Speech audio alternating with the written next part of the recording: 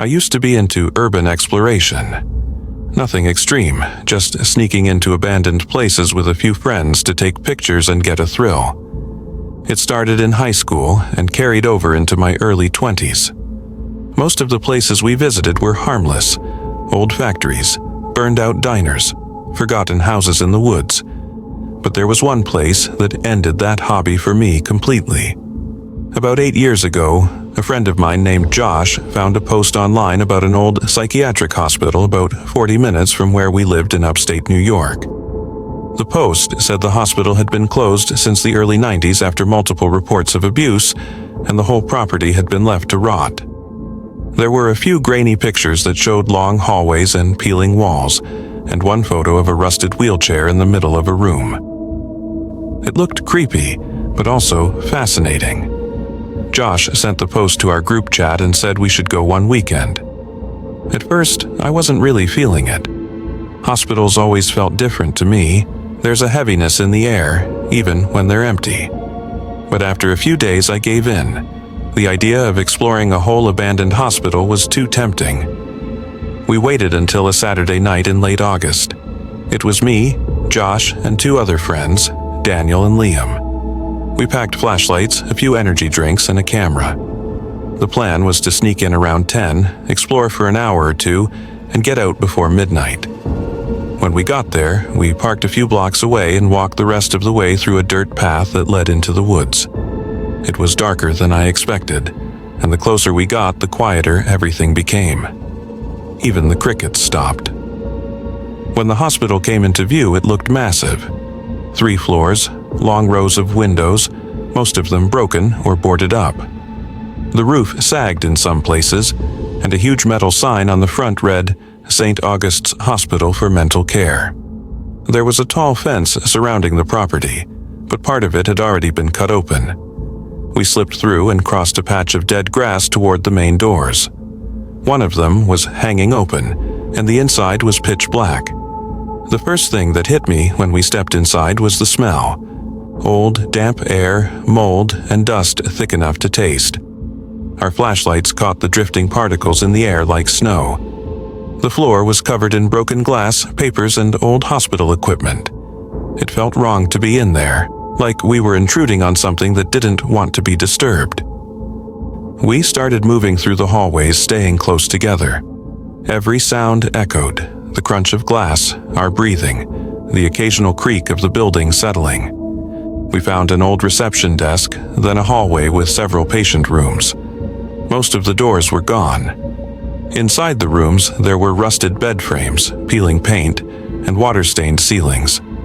One still had faded writing on the wall that said, "Quiet, please." Daniel was filming everything on his phone, occasionally cracking jokes to keep the mood light.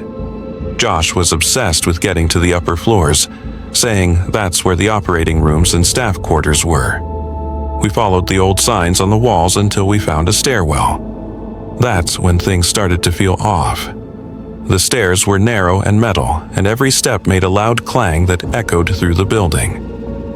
Halfway up, I thought I heard footsteps above us, soft, like someone pacing. I froze and looked up, but the light from my flashlight barely reached the next landing. No one else seemed to notice, so I didn't say anything. When we reached the second floor, the temperature felt colder. The rooms here were even more decayed, and the hallway stretched so far that the flashlight beams couldn't reach the end. We passed by old nurses' stations, cabinets filled with shattered glass bottles, and a small recreation room with a few broken chairs still facing a TV stand. At one point, Liam stopped and said he heard whispering. We all went silent, but I didn't hear anything. He brushed it off, said it was probably wind, but there weren't any open windows that we could see. We decided to split up briefly. Daniel and Liam went toward what looked like an administrative wing, while Josh and I stayed near the stairwell to check a few nearby rooms. It wasn't the best idea, but at the time, it felt harmless. Josh opened one of the rooms and shined his flashlight around. It looked like an old therapy office. There was a desk pushed against the wall, an overturned chair, and a metal filing cabinet. I was standing near the doorway when I heard something slide across the floor behind me. I turned around and saw that Josh's backpack, which he had set down earlier, was gone. It was just gone. I thought maybe he moved it without realizing, but he swore he hadn't touched it. We both started looking around the room, thinking maybe it had slid somewhere or tipped over, but there was no sign of it. Then, from the hallway outside, a dim light flickered for a moment. Yellowish, not like a flashlight, more like candlelight. It moved slowly across the far end of the hall, and I heard the faint sound of metal scraping on tile. Josh whispered, "Dude, someone's here." We turned off our lights and crouched down. The scraping continued for a few seconds, then stopped. Everything went silent again. I could feel my heartbeat in my ears. After what felt like a full minute, Josh turned his light back on and peeked into the hallway. Nothing. It was empty. He decided we should go find the others right away. We stepped into the hall and started moving fast but quiet. That's when I noticed something drawn on one of the doors nearby. It was a symbol. 3 overlapping circles with a cross through the middle, drawn in red.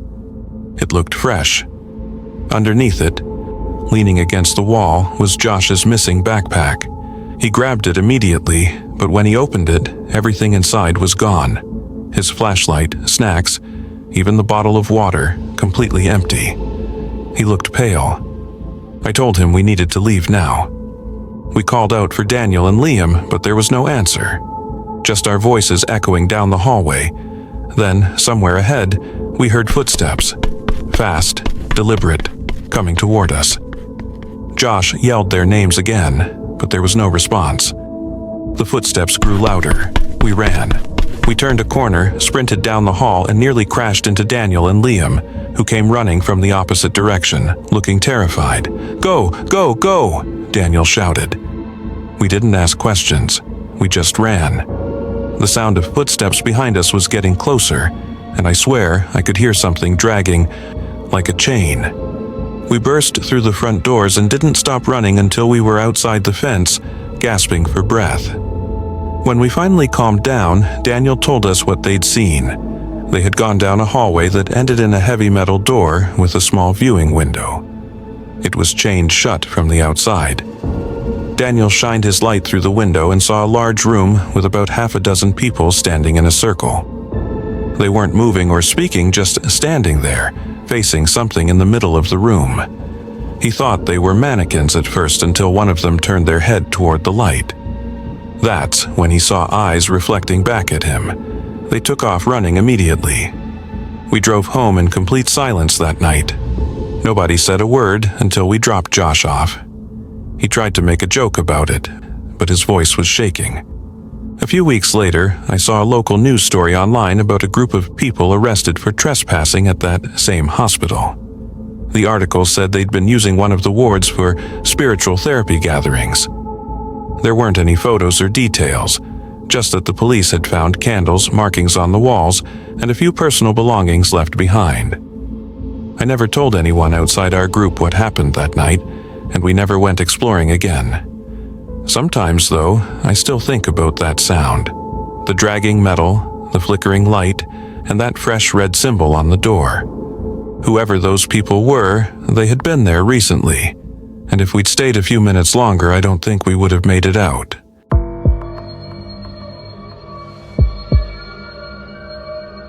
This happened about 4 years ago, when I was living alone for the first time.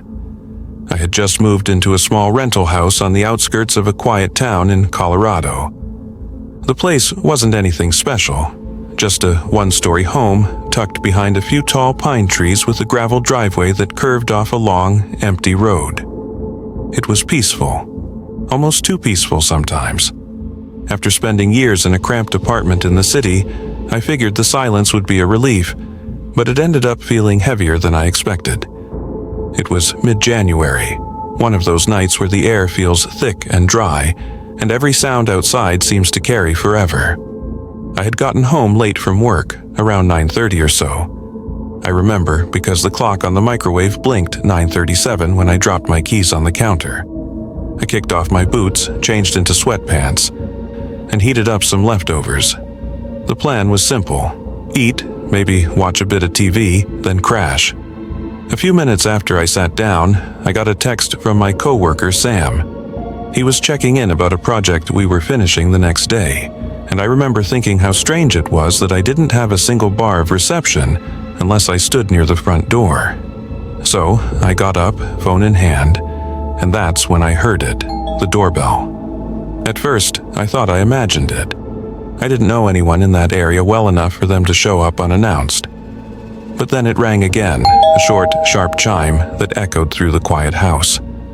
I froze, halfway between the living room and the hallway. My porch light was off, and the only illumination came from a dim lamp behind me. I crept closer, trying not to make any sound, and looked through the peephole. A man stood on my porch, shoulders hunched, wearing a dark gray hoodie and jeans. His hood was up, and his hands were shoved deep into his pockets. He wasn't holding any sort of clipboard or package, nothing that made him look official. He just stood there, motionless. For some reason, my first thought was that maybe my landlord had sent someone to check on the water heater again, though no one had mentioned anything about that. I hesitated, then cracked the door slightly, keeping the chain lock on. "Can I help you?" I asked, my voice sounding smaller than I wanted it to. The man looked up slowly. He had a short beard and tired eyes. He said he was from the electric company, something about needing to inspect the power meter because there'd been reports of overcharging in the area. His tone was calm, maybe too calm. I remember glancing past him, expecting to see a truck or a van in the driveway, but there was nothing there. Something about the whole thing just didn't sit right with me. I told him it was late and that he'd have to come back during the day. He didn't argue, didn't push, just nodded and said, "All right, I'll be back in the morning then." And with that, he turned and walked down the driveway into the darkness.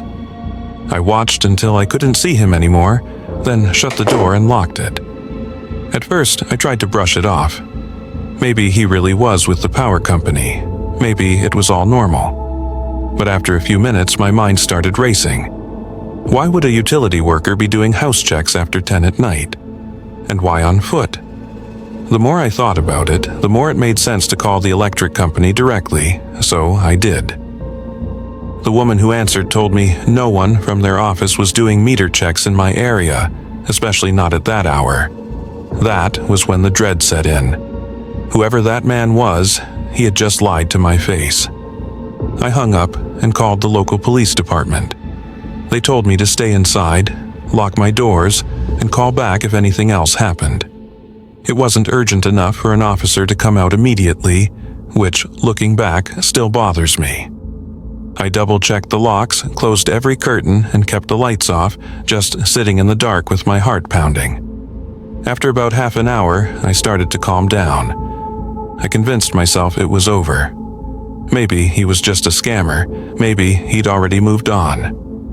I turned the TV back on for some background noise and started to eat again, though my appetite was gone. That's when I heard it. A slow, dragging scrape from the back of the house. I froze, every muscle in my body locking up. The sound came again, longer this time, metal on wood, like someone was trying to pry something open. I turned the TV off and sat completely still. Then came the faint jingle of the back door handle, turning just slightly. Once, twice. I don't think I've ever moved that quietly in my life. I grabbed my phone and tiptoed down the hallway into my bedroom. I called 911, whispering into the receiver, explaining everything as clearly as I could. The dispatcher told me officers were on their way and asked if I could find a safe place to stay hidden. I crouched behind my bed, knife in one hand, phone in the other. My heart was pounding so hard it felt like it would shake the floor. For a while, all I heard was my own breathing. Then there was another sound, a faint crunch of gravel outside, like footsteps circling the house. At one point, I swear I heard a soft knock on one of the side windows. Not loud, just a single tap. That was the worst part. The silence between the noises, where I didn't know if he was gone or just waiting. 15 minutes felt like an hour before I finally heard a voice outside shout, "Police!" I stayed frozen until they knocked again, louder this time, identifying themselves clearly. I ran to the front door and let them in, my hands shaking so badly I could barely undo the lock. 2 officers came inside and swept through the house with flashlights. When they reached the back door, one of them pointed out fresh marks near the handle, thin scratches running along the metal where someone had tried to wedge a tool in. They searched the property but didn't find anyone. The officer told me whoever it was had probably taken off once they realized I'd called the cops. I gave a full statement, explaining everything from the fake power company excuse to the scraping at the door. Before they left, one of the officers gave me his card and suggested I install cameras or motion lights. I remember he looked almost apologetic when he said there wasn't much more they could do unless they caught the guy in the act. That night, I didn't sleep.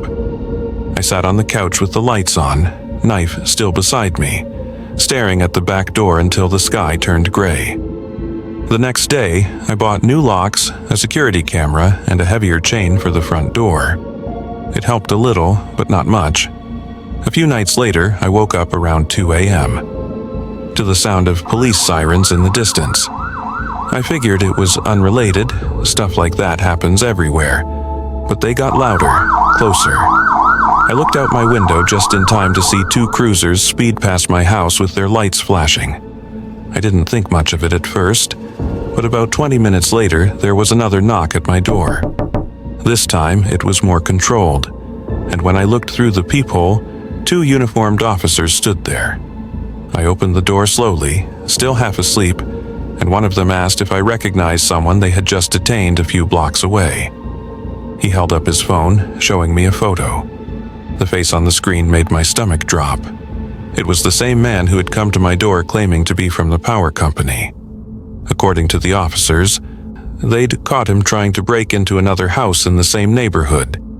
He'd been wandering between properties, pretending to be a service worker until someone opened up. The homeowners there had a motion camera that caught everything, and when the patrol unit showed up, he was still on the property with a crowbar. The officers told me I wouldn't need to worry about him anymore, that he was going away for a while. I thanked them, though it didn't make me feel much safer. Knowing how easily he could have gotten inside that night still makes my skin crawl. I stayed in that house for another 6 months before finally breaking the lease and moving into an apartment closer to town. The quiet that I used to love had turned into something oppressive. Every creak of the floor, every gust of wind against the siding made me flinch. Even now, years later, I still catch myself checking the peephole before unlocking the door, even in broad daylight. And every time I do, I think about that man standing in the dark with his hands in his pockets, pretending to be someone he wasn't.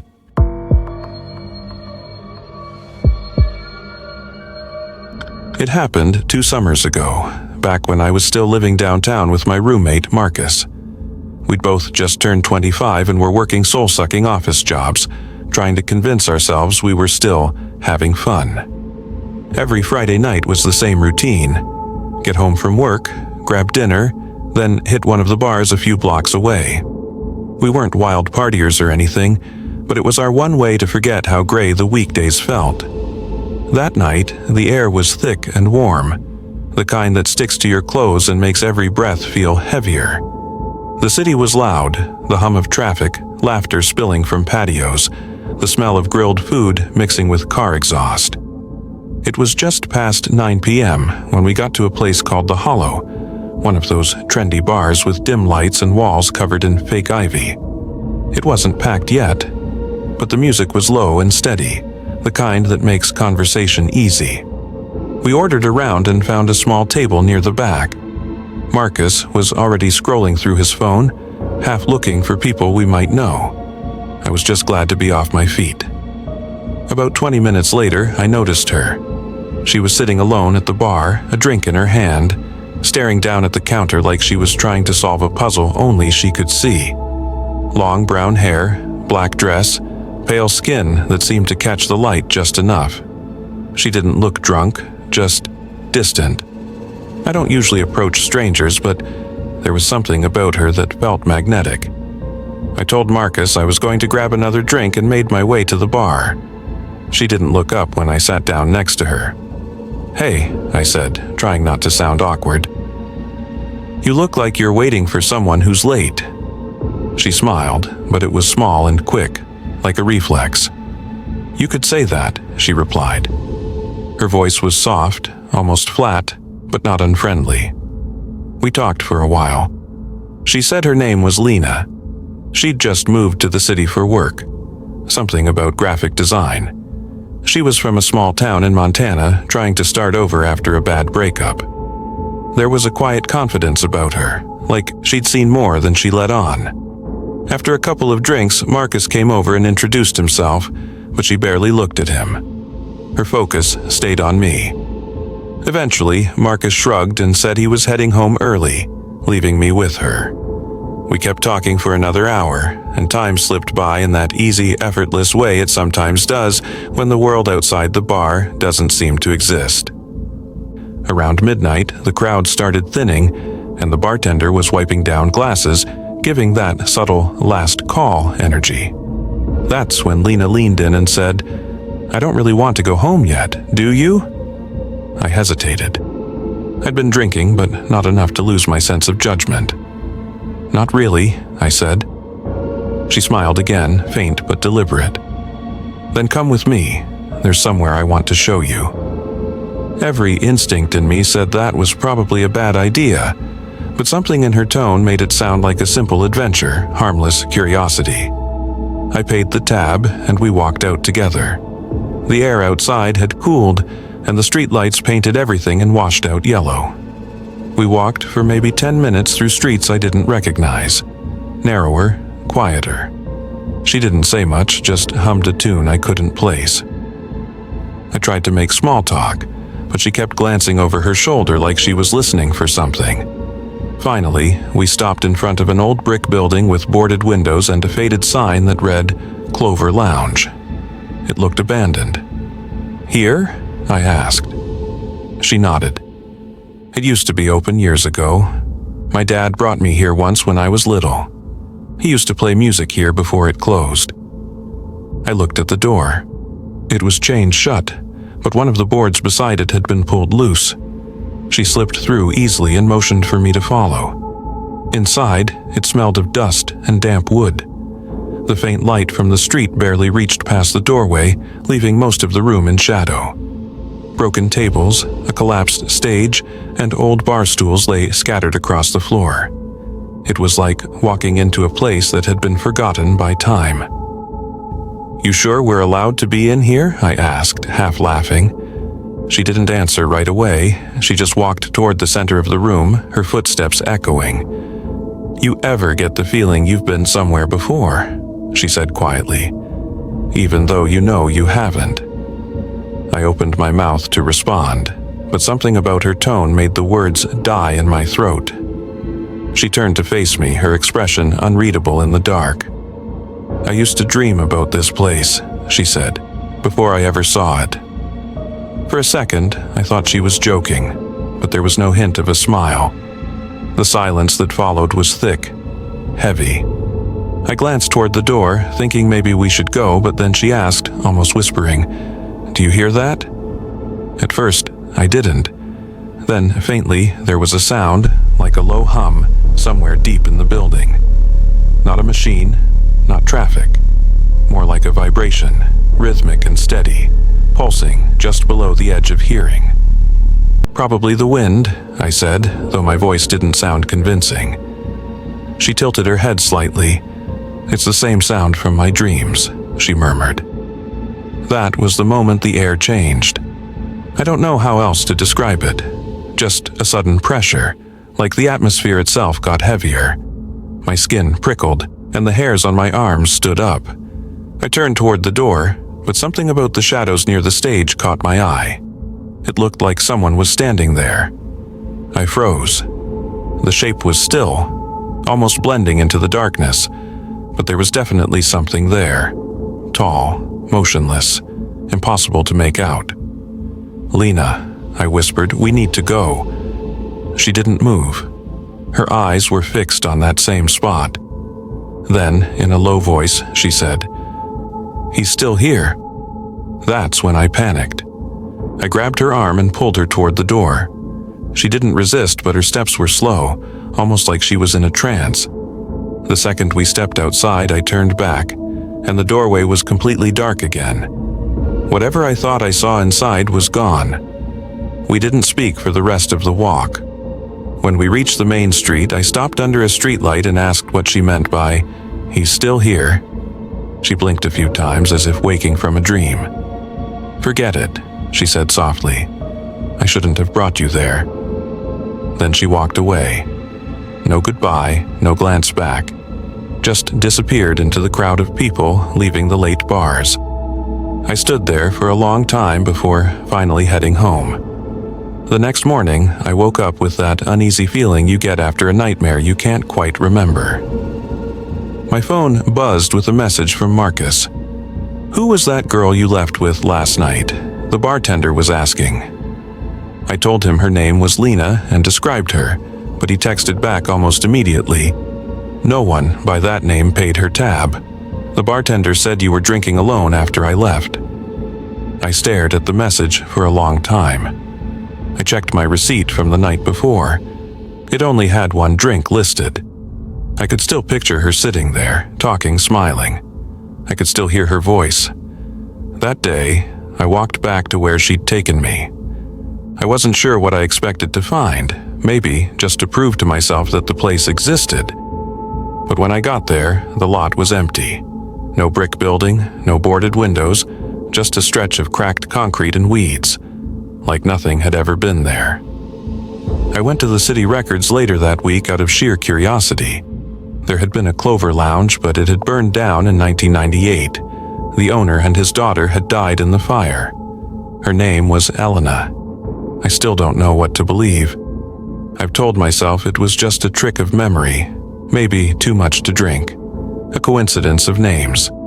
But sometimes, when I walk past old buildings at night, I hear that low hum again, like something beneath the city, vibrating just out of reach. And every time I feel the air change. You've walked into the dark with us, and the dark has taken note. Subscribe so you never face what waits in the shadows alone. We return tomorrow with another true horror story.